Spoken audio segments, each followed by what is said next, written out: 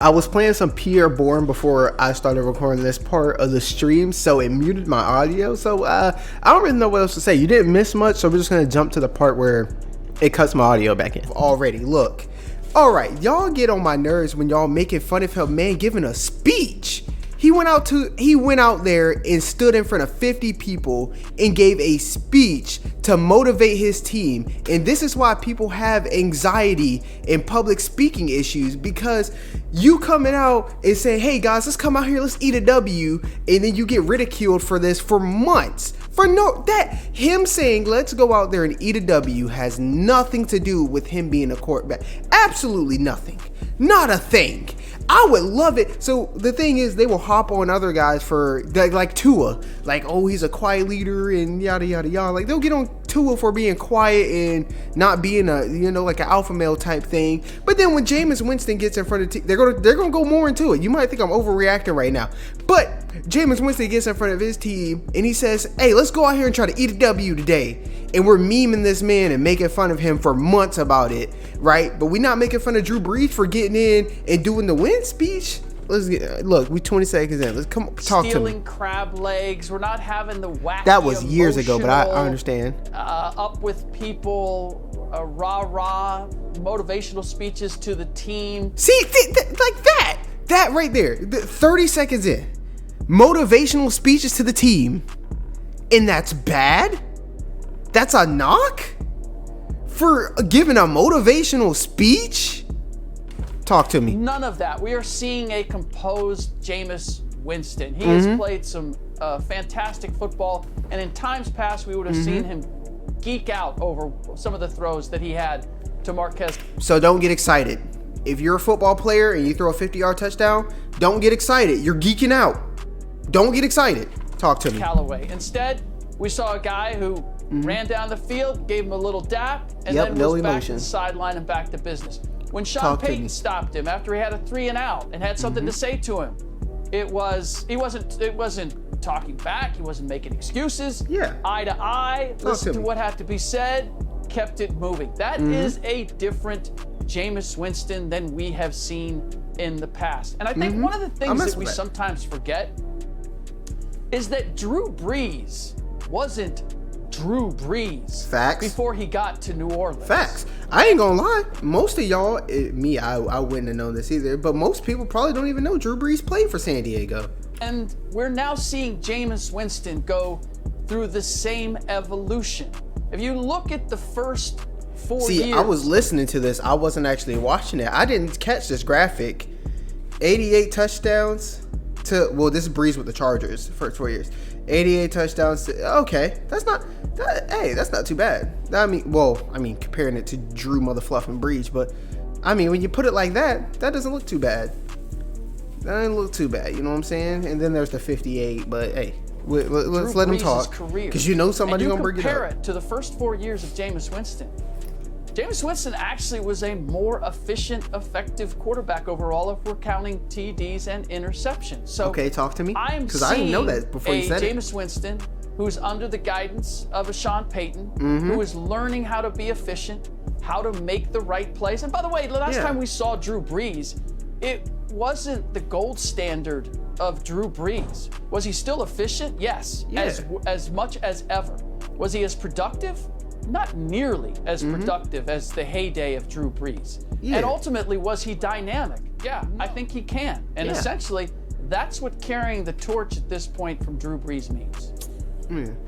Here's my thing. I think Jameis Winston, he can carry the torch, this, that, and third, when it comes to getting them to a playoff berth. I think Jameis Winston, at the very least, he can carry the torch. But is he going to get it all the way to where y'all want to be, which is Super Bowl and playoff wins? Probably not. But he can, at the very least, hold the torch and get it, make some progress with it. Is he going to get it all the way to the mountaintop? Probably not. Probably not. But can he carry that motherfucker? Yes, he can. Now, this take by this guy here, I don't know his name, but this take by this guy right here, I like it. It's nice. You talked about the bad, you talked about the good, you talked about the development. I like that. You talked about what you didn't like. You didn't like the fact that he was a little hyped up. You know, you didn't like the fact that he's eating W's before a game and things of that nature. But you acknowledge that Jameis Winston has talent. You acknowledge that he has the potential to do something. And the fact that Sean Payton basically made Drew Brees what he is. So what's saying that, you know, Sean Payton can't do it again? I like this take by him, but it's just his opening was a little kind of like, his opening was a little bad. You know, if you came into this and you're white, if you're like me and you want a white knight for Jameis Winston, you hear that first 30 seconds, you're already commenting, you're already pissed off because like he's talking about, you know, eating W's and motivational speeches and things of that nature. So it's like, yeah, so I like his take. I don't have any problems with his take besides the fact that he comes off like he doesn't want people to celebrate and that he's not a fan of motivational speeches. But besides that, good take. Now let's get into LeVar Arrington and then this motherfucker right here. I fuck with LeVar, but we're going to talk more about him as this take goes on. Yeah, I agree with you, Rick. I think you made a lot of great points there. I like the bitch over here laughing. Don't get with personal with those it. Two stats in particular. He can carry the torch. And in fact, when you think about what Jameis Winston has represented, he has represented high achievement, winning the Heisman. Hold on. Bro, why are we not? Talk to me. Speak for yourself. Step your game up, bro. Where's the 1080p HD quality? I got a motherfucking Ethernet in, and I can't get 1080p out of you? Step it up. In Talk college, to me. being an overall top draft pick in the league, he's just turned the ball over. Yeah. He just hasn't Facts. been. He's worked to be a leader, but I do believe that there. Actually, I think he was more. I think he is a leader. I think he's a leader. It's like ain't nobody tell you, at least for my note, because they don't really talk about Jameis no more. But from him coming out as the #1 draft pick to now, I've never heard somebody say Jameis Winston isn't a good leader. They just says he throws too many. He caused too many turnovers. I ain't never heard nobody say he can't lead. Talk to me. I like Winston, it. Can he carry the torch?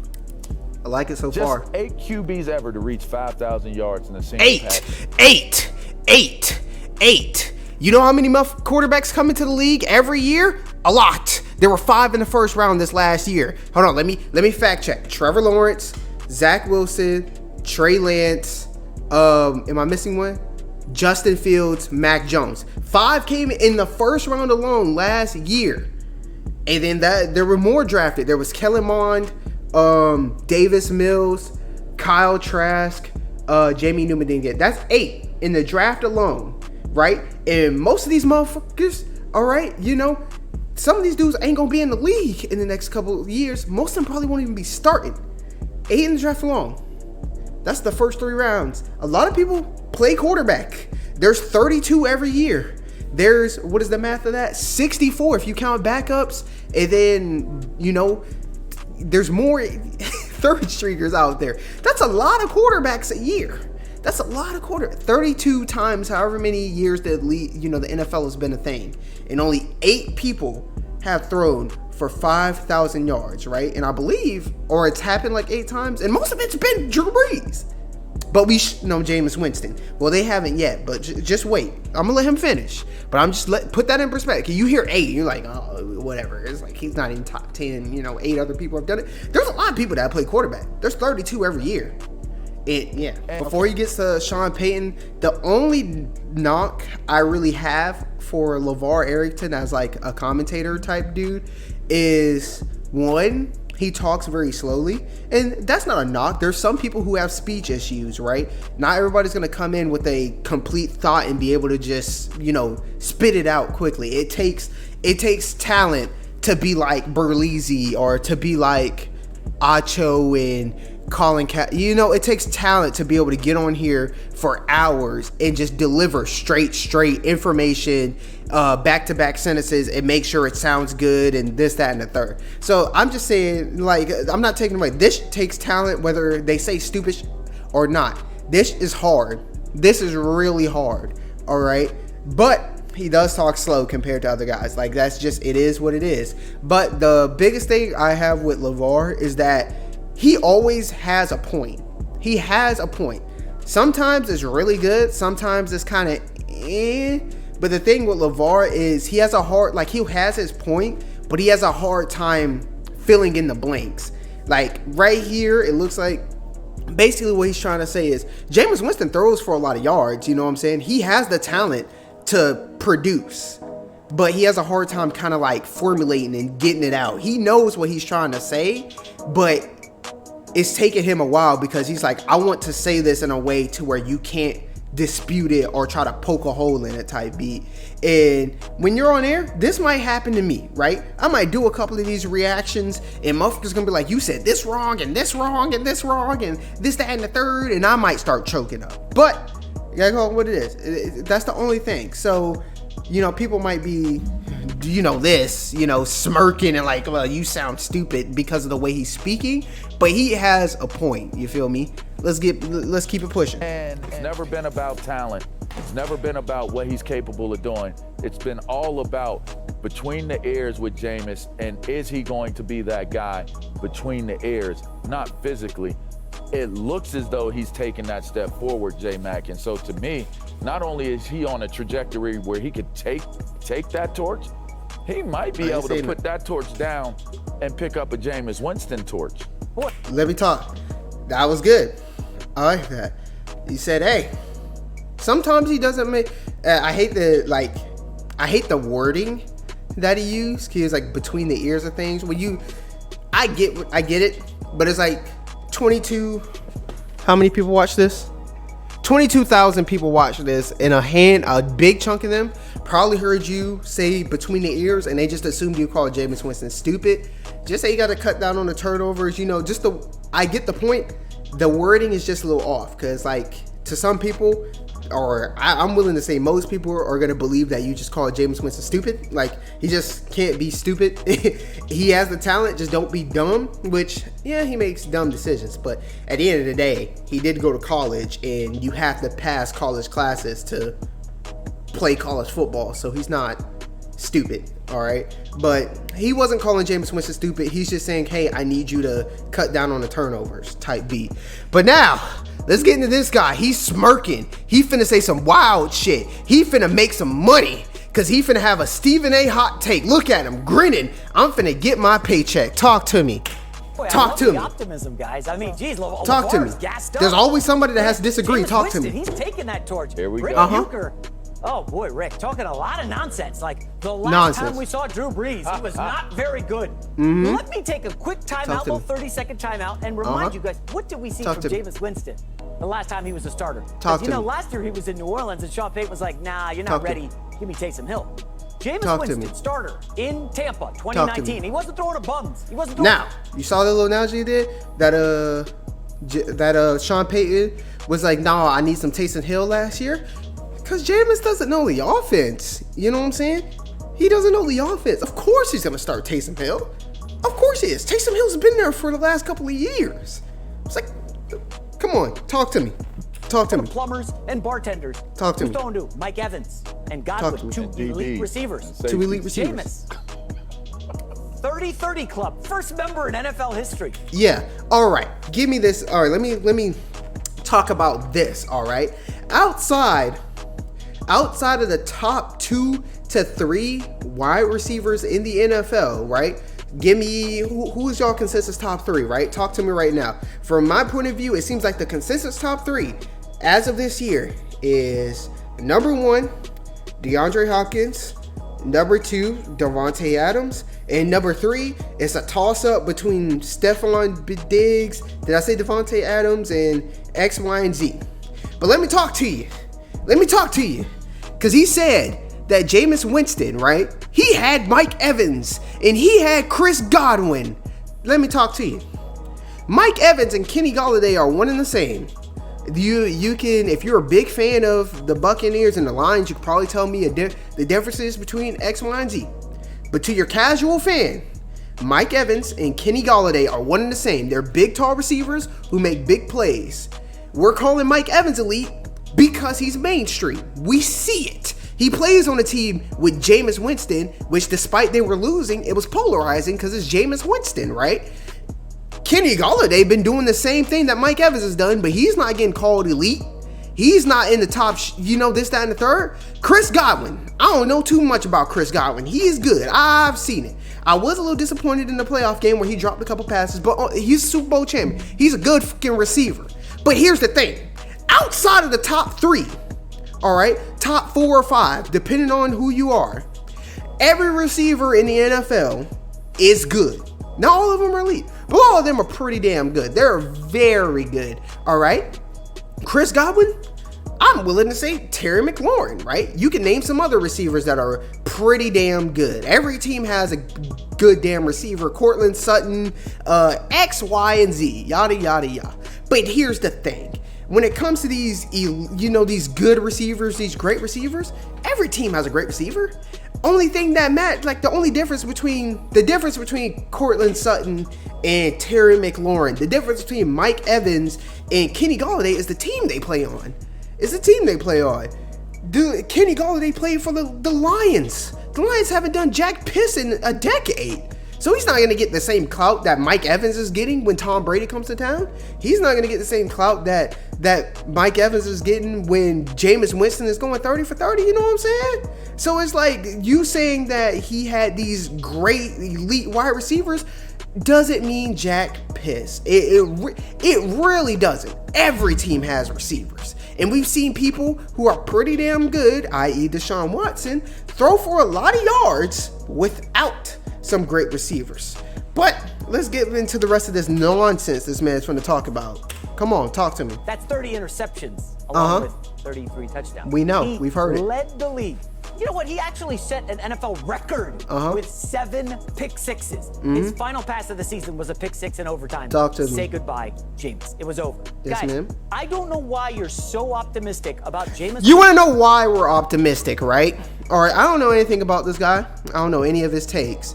But the reason why people are optimistic about Jameis Winston is the same reason why people are optimistic about Carson Wentz. The reason why we're optimistic about Jameis Winston is the same reason we're optimistic about Matthew Stafford. The same reason why we're optimistic about Jameis Winston is the same reason we're optimistic about Trey Lance, Jordan Love, yada, yada, yada.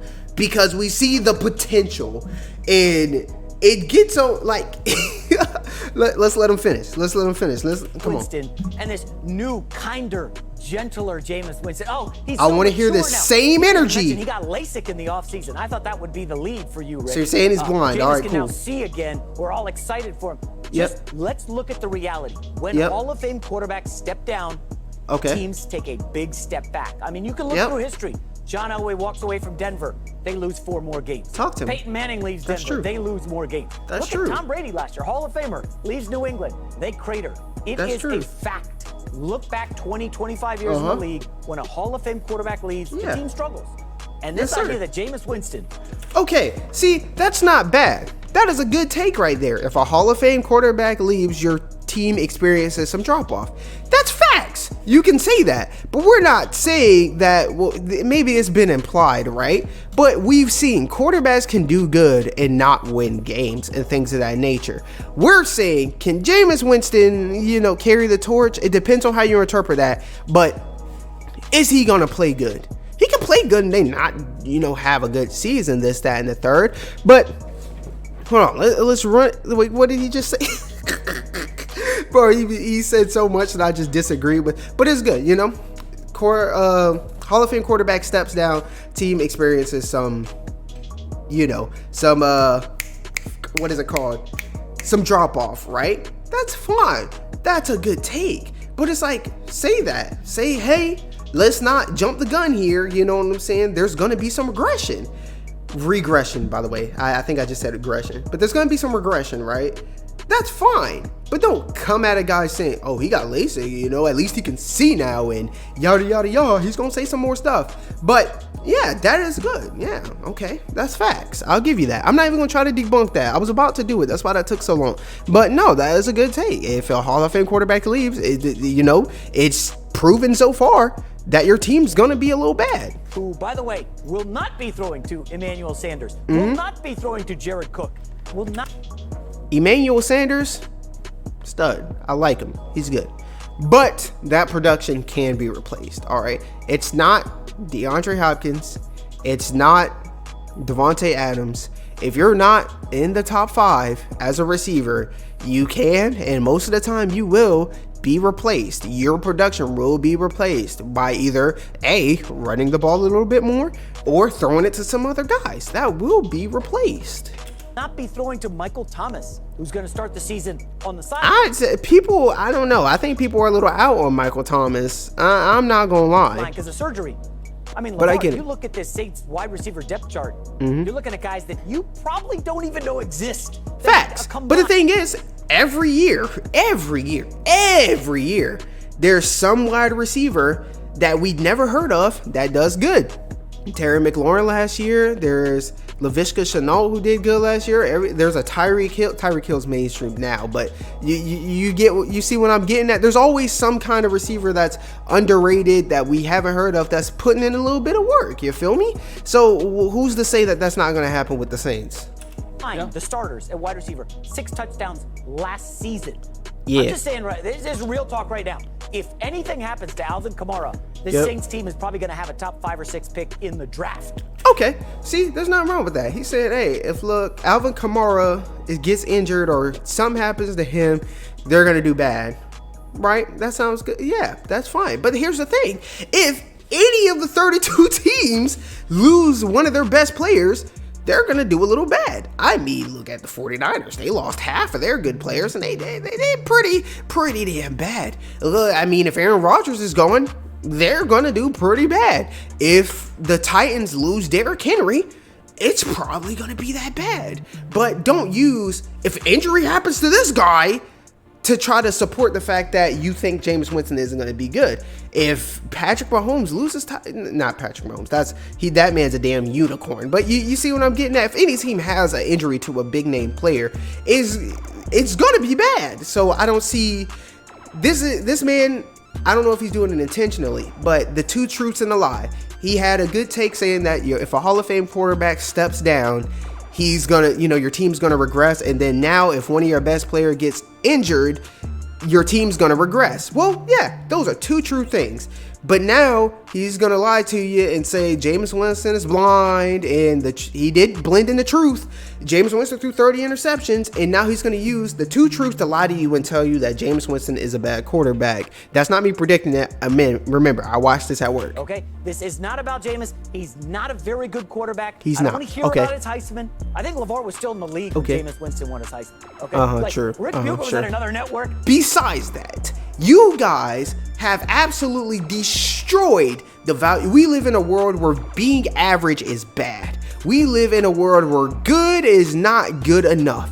If you're not Patrick Mahomes, if you're not Aaron Rodgers, you're bad. If you're not going to get to Josh Allen levels, statistics, you're bad. I also want to throw in that this goes both ways. Either if you're not top 3, you're bad, but also if you're an average quarterback and people aren't saying you're the best, then all of a sudden you're overrated. It's okay for your quarterback to win 10 games, win 11 games, win 13 games, and be called an average quarterback. That's fine. Not everybody's underrated, and not everybody's the best. If you're not better than you were last year, you're bad. You're telling me that Jameis Winston is a bad quarterback. But okay, because he threw 33 interceptions, this, that, and the third. I want to hear this same energy for Carson Wentz, who was atrocious last year.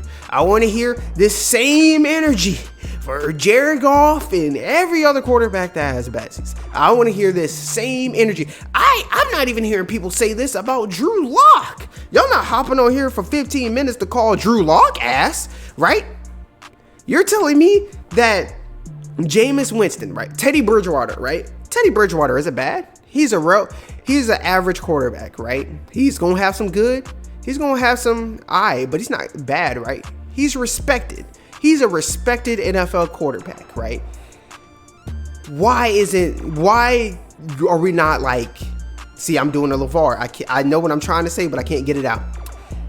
Why is it that we respect that Teddy Bridgewater is, average and this, that, and the third. But Jameis Winston is just bad, right?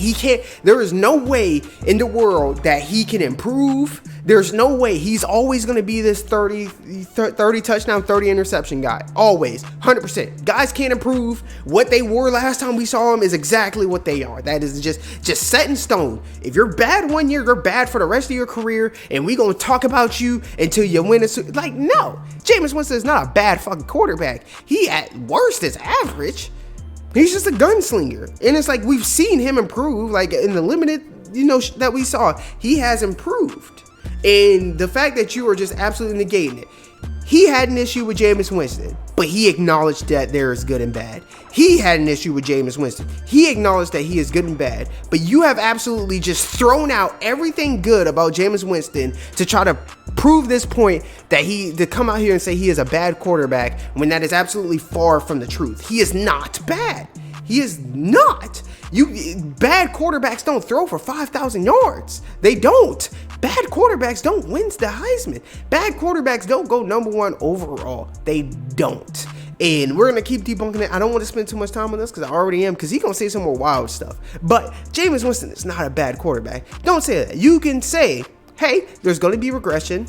Hey, this team is not going to be able to rely on him, lean on him if somebody goes down, this, that, and the third. But to say he's a bad quarterback is absolutely outlandish. How long ago it was that Jameis was very good. I was not He's just playing not in a the good league quarterback, 13, okay? though. I'm sorry, Rick. I hate to, start off on a negative note here to start the show. I know I'm Mr. Optimistic. Talk to but me. the fact of the matter is Jameis Winston's just not a good quarterback. Rick, that's usually you. That's not true. What J-Mac did, that's usually you, Rick. Go on. Talk to me. I decided to be a ray of optimism. There just has to be somebody that disagrees, right? All them quarterbacks on the market, Sean Payton ain't want none of them. He's stuck with Jameis. You haven't heard the Saints and trade rumors about Deshaun Watson. He's sticking with Jameis. As of right now. Gardner Minshew just went to the Eagles for a 6th round pick. He ain't go to St. Louis. I mean, not St. Louis. He ain't go to New Orleans. They kicked Teddy Bridgewater out. Teddy Bridgewater, 32 quarterbacks. What's half of 32? 16? No, right? What? Somebody will tell me in the comments. Teddy Bridgewater is dead average at quarterback. Some weeks he'll be about 12, 12, 13. But minimum, what is it? Ceiling and floor? His ceiling, he's probably, 11, 10. His floor is 16. Right slap in the middle. And they ran him out of town for Jameis. They did not. That team struggled. That wasn't just Jameis Winston with struggling interceptions. They struggled so much they won the Super Bowl the year he left. And this is what is that line right there is why I needed to make this video. That is such a bullshit line. I'm gonna let him finish it because he's gonna try to debacle it. But this line right here is why I'm sitting here on stream right now to reacting to this video. Keep it going. They weren't good. They were not good. They were a game under 500 and then they win the Super Bowl. The nucleus was there, LeVar. Well, we could say that how many additional pieces did they add? But to say Come on. that you get all right, how many additional pieces did they add? They were a game under 500. In the next year, they won the Super Bowl. So a piece of this argument, the piece of the rebuttal that I forget to state, and a lot of people forget to state, is that wasn't only Jameis Winston's first year in our offense, it was the whole team's first year in our offense. So not only did Brady get to come into that offense with Mike Evans, Chris Godwin, X, Y, and Z, able, already knowing the offense, this, that, and the third. If anybody's going to catch up, it's going to be Tom Brady, right? But everybody was still, he was able to come into the situation where everybody around him knew what was going on, and he just had to catch up. And even when he did catch up, it wasn't that good. They were average at the middle of the season. They had to change the offense around Brady to win that Super Bowl. But you're not going to talk about that. You're just going to say, ooh, he's a Jameis, they replaced him. No, that's not what happened. They had to change the offense. And then, everybody else was already on board with the offense. So that's some things that people forget. But I know y'all are here for the rant, so I'm going to go back to the rant. Now, here is one thing we've learned. It's something that I know there's a love-hate relationship with Skip Bayless. But what does he always say? Do not bet against Tom Brady. It's Tom fucking Brady. And people get into this argument that, oh, Tom Brady went there and they won the Super Bowl, you know, and try to use that to justify like Jameis Winston being bad. That is dog. That is beyond dog. And LeVar is going to get more into it, but that is dog. Tom Brady is the unicorn of all unicorns when it comes to winning. And he goes to arguably one of the most talented teams in, you know, in football. This, that, and the third. But to use your own logic against you, Jameis Winston is bad because they were a game under 500. They ran him out of town. They get the greatest quarterback, the greatest winning quarterback of all time in there, and they win a Super Bowl, right? Okay. Well, with that same logic, all right, the Colts are consensually, they're not known as like the most talented team in the league, right? But they're a damn pretty good team. So if Carson Wentz does not win a Super Bowl with the Colts, he's a bad quarterback. With that logic, he's bad. All right. Matthew Stafford, right? They went to a Super Bowl with Jared Goff. They went there with Mr. System Quarterback himself. So if Matthew Stafford does not go to the Super Bowl this year and win it, Matthew Stafford is overrated and he fucking sucks, because that's just what we are. Because Tom Brady went to Tampa Bay in his first year on that team, he won a goddamn Super Bowl, and that makes Jameis Winston bad. Trevor Lawrence, if you don't go to the playoffs this year in your first year with a new head coach, you're bad. Just, I mean, using your logic against you, but LeVar is going to talk about how it's Jameis Winston's first year in the offense that's notorious for quarterbacks being bad in their first year playing. Carson Palmer, you had a year with Bruce Arians and you didn't win a Super Bowl. You're bad. You suck. Talk to me. Jameis Winston, and that's the reason why they were able to go win the Super Bowl. I think that's irresponsible to put that over national television. And it is. It is irresponsible for this motherfucker to come up here and put that shit on national television. It is. And then you're over here making this face like he's preposterous. Because y'all gonna come out here in front of an impressionable audience and say Jameis Winston is bad. And every motherfucker that's an Atlanta Falcons fan, a Panthers fan, and whoever else is in that division is gonna use what you said to go in their little ass discords and talk shit about a man. Like, that's what's preposterous. I'm glad that he had the situational awareness to say, hey, you shouldn't be saying this shit on national television like that, or at least portraying it in this way. And you go look at this man like he's preposterous, like he's wilding, like he's tripping. You can disagree. You can say, hey, I think we're overhyping this. And I'll be on the wagon with you. Yes, I'm not saying Jameis Winston is going to be Drew Brees. I'm saying that he's going to be better than what he was when we saw him. I'm saying that he's going to be okay, at the very least. But you're acting like we're saying this motherfucker's going to win 2 Super Bowls. This motherfucker is going to rally the whole team. This motherfucker is going to be 2015 Cam Newton and just go to the Super Bowl with... No, we're not saying that. We're not. And keep it going. Talk to me. To say that Jameis Winston leaving is the reason why they were able to... It's irresponsible, yes. To get to the Super Bowl, I don't buy that. He you shouldn't. More than one, what was it, 3 head coaches? And nobody's going to talk about that. 3 head coaches. 3. But for the few people that defend Baker Mayfield, they'll talk about he had a bad coach, this, that, and the third. Right? For the few people that'll defend who's won, I'd say Sam Darnold. He had a bad head coach. True. You know, Gardner Minshew. They don't do it for him, but it's like he was on one of the worst teams and he still got slept on. You know what I'm saying? We'll blame the coaches for other guys, but when it comes to players that we don't like, this is what I'm saying. Let's talk about this, because I don't say this enough. When you get up here and you watch these shows, you need to listen to other perspectives, because these motherfuckers... No, I'm sorry, I'm pointing at LeVar when I'm on LeVar's side and I'm saying these motherfuckers point at him. But these guys on these radio shows, right? If you're like me, you're a casual fan, these dudes can sway your opinion and they choose who you're with and who you're against, right? And they have that power to choose who you're with and who you're against if you're not really watching. And they're going to make a case for guys that they like, and they're just going to leave out context for guys that they don't like. and things of that nature. And I'm glad that he brought up this context, but it's going to be ignored because we listen to the loudest in the room, not the smartest in the room. And right now, LeVar and the dude to his right that made that weird face that I got pissed off about, right now, when it comes to this 15-minute video, they're the smartest in the room, not the loudest. Talk to me. Head coaches in Tampa Bay, J-Mac. Let me ask you, have you ever had to overcome multiple coaching changes at the pro level, Jay? I've seen my Jets struggle through many coaches, but Bruce Arians was... Your motherfucking Jets struggle through that. But my Jets have struggled through head coaches. We haven't been good with our head coaches, but we're just going to gloss over that fact. Bruce Arians. Let me segue to Bruce Arians. Talk to me. Was there when Jameis threw 30 interceptions. Okay, you're going to talk about Bruce Arians was there when Jameis threw 30 touchdowns and 33 interceptions, but you're not going to talk about what happened to Carson Palmer when he was in Bruce Arians' system. You're not going to talk about the fact that Tom Brady even struggled in this system with Bruce Arians for the first couple of weeks, right? You're not going to talk about that. You're just going to talk about Jameis is his fault. He's his fault. I'm going to point, right? It's his fault.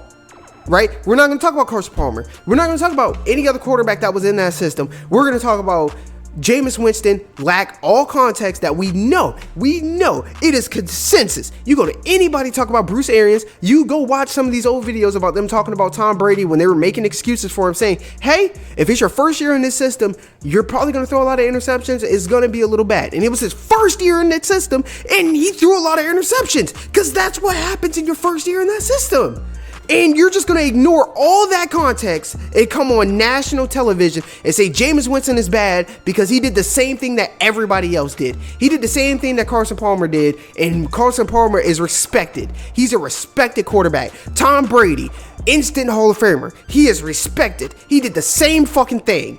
But, Jameis Winston is bad for doing the same thing Carson Palmer and Jameis Winston did. Talk to me. How many years had Bruce Arians been his coach? That was his first year. Okay. That point proven. The point I'm making here is you cannot put on Jameis Winston that this team that was underperforming was totally Jameis Winston's fault. In fact, if you look at the 30 interceptions and you look at some of those interceptions that took place, I'm not going to sit here and try to fight and argue about 30 interceptions. What I'm going to argue about is could everybody have done better? Somebody did a video. I think it was Set the Edge, right? I got to go check the comments. But he went through that, and almost half of those interceptions that Jameis Winston threw were not his fault and were probably related to miscommunications and things like that. And miscommunications and unlucky. Now, half of 33 is still around 15, 16, 17 interceptions, which is about an interception a game. But still, most of the, a good chunk of them weren't his fault. But we're not going to talk about that. We're just going to talk about the end result. How to approach what's taking place. Wait, LeVar, can I ask a question about Sean Payton? Sure. Okay, if Sean Payton is so awesome and Jameis Winston is so mature and so different, why did we have to wait midway through the preseason for Jameis to win the starting job over Taysom Hill, who Sean Payton gave a lot of money to? Sean Payton gave a lot of money to. He gave a lot of money to him. Yeah. If you pay a guy, you want to see him play. He wants to play quarterback. He's shown that he can do it a little bit. Yeah, have a hot competition. You're not just going to give it to him. You know what I'm saying? Everybody in their right mind knew that Jameis Winston was going to win this starting job. Everybody knew it. Why are you making this a bigger deal than what it is? It's just Sean Payton wanted to see it. He owes the guy it. He's been hyping him up. Sean Payton said this motherfucker was Steve Young. Or was it Steve Young? He said he was somebody legendary. He thinks highly of him. But everybody and their mama knew that Jameis Winston was going to win this job. So don't try to fabricate this thing that it took him to week 2 to win the job. If he lost the job, I'd understand. But everybody and their mama knew he was winning this job. And you're just grasping whatever, just removing all context and trying to make a point. And this is cool. That's cool if you say this shit in a YouTube video. Don't nobody give about what we say on YouTube. Well, I mean, this is on YouTube, but this aired on ESPN or whatever host this show. We come on here on YouTube, we give our opinions. But does it affect anybody? Not really. Because people have to find our videos, and they, most of the time, already have something set in their mind by the time they watch us talk about it. But people are watching your show to figure out what's going on around the NFL because most people aren't going to watch all 32 teams play. Most people aren't going to watch all 16 games that happen a week, this, that, and the third. So they come to y'all to fill in the blanks of what they want to know. And you're filling in the blank that, Jameis Winston's bad, and he threw 30 interceptions, and he's not changed, and yada, yada, yada, ignoring all context. And what sucks is these guys have had a good take, right? But the thing is, most people don't listen to this unless they're a fan of the team. Most people listen to this because it's the loudest in the room. Taysom Hill was not paid to be the starting quarterback. Facts. He makes more money than Jameis. Taysom Hill. What does that have to do with anything? I'm not even going to go on a tangent. What does that have to do with anything? He makes more money than Jameis. What does that have to do with anything? Cool. Doesn't mean he could play quarterback better than him. Cool. Hill was paid in hopes to be the guy that he has continued to be. He proved that he deserved that contract by playing the way that he played behind Drew Brees. That add context to what he's saying. Taysom Hill got paid because he can throw a touchdown or two. He can go out and catch passes at a tight end. He goes on special teams. He does this, that, and the third. He is a Swiss Army knife. He got paid to be that. Not no motherfucking drop back QB. He makes more money than him. Get that.